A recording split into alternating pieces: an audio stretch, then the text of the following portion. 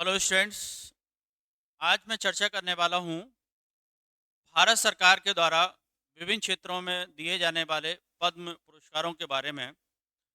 ये पद्म पुरस्कार प्रतिवर्ष राष्ट्रपति महोदय के द्वारा गणतंत्र दिवस की पूर्व संध्या पर दिए जाते हैं और ये पुरस्कार विभिन्न क्षेत्रों में उल्लेखनीय योगदान देने वाले महान हस्तियों को दिए जाते हैं। इस वर्ष 2024 के गणतंत्र दिवस की पूर्व संध्या पर राष्ट्रपति महामहिम श्रीमती द्रौपदी मुर्मू के द्वारा 132 लोगों को पद्म पुरस्कार दिए गए।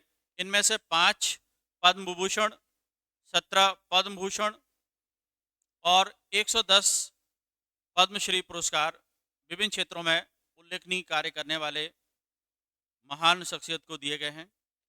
इनमें से आपके 110 पद्मश्री पुरस्कारों में से 4 मध्य प्रदेश की भी शख्सियत हैं जिनको ये पुरस्कार दिए गए हैं। इनमें आपका पद्मश्री पुरस्कार पाने वाले मध्य प्रदेश के प्रमुख जो प्रसिद्ध हस्तियां हैं जिन्होंने अलग अलग क्षेत्रों में योगदान दिया है उनको हम देखते हैं। तो सबसे पहले ये आपके सत्येंद्र सिंह लोहिया हैं। सत्येंद्र सिंह लोहिया आपके ये भारतीय आपका पैरा तैराक है।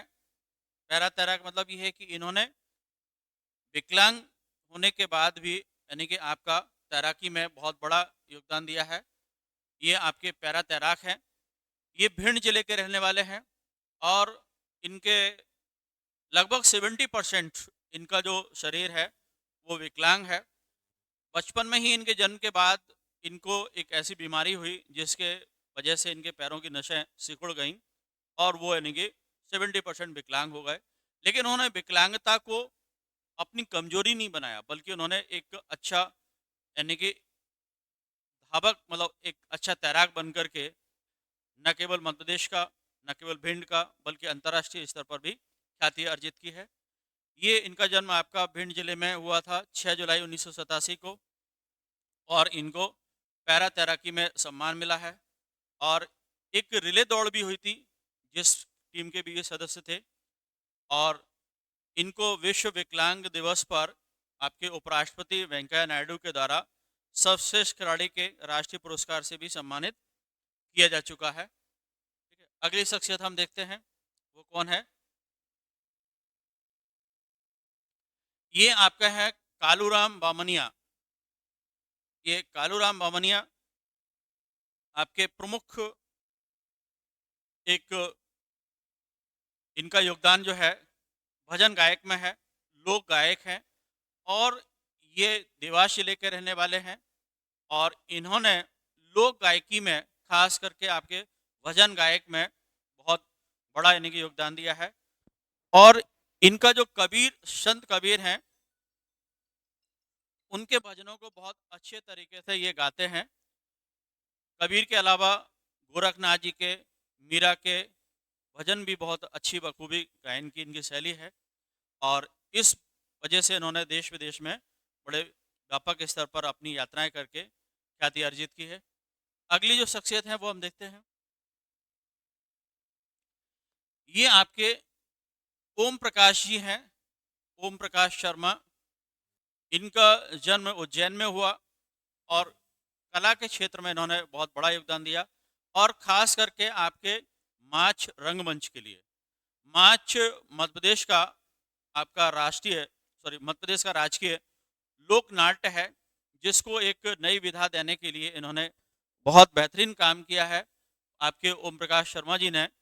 और मालवा की 200 साल पुरानी नाट्य जो परंपरा है माच, उसको बचाने के लिए इन्होंने बहुत सारे स्क्रिप्ट भी लिखे और साथ ही उन्होंने संस्कृत के नाटकों का माच स्टाइल में ट्रांसफॉर्म भी किया। यानी कि आपका माच के उन्नयन में बहुत बड़ा इनका योगदान है ओम प्रकाश शर्मा जी का। अगली जो शख्सियत है वो है आपके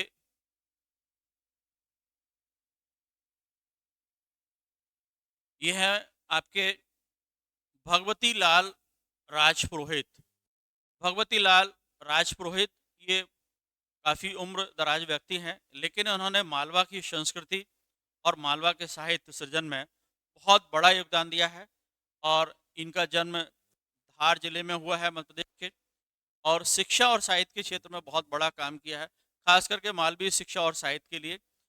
मालवी यानी कि साहित्य के लिए लगभग यानी कि इन्होंने 100 पुस्तकों का लेखन कार्य किया है।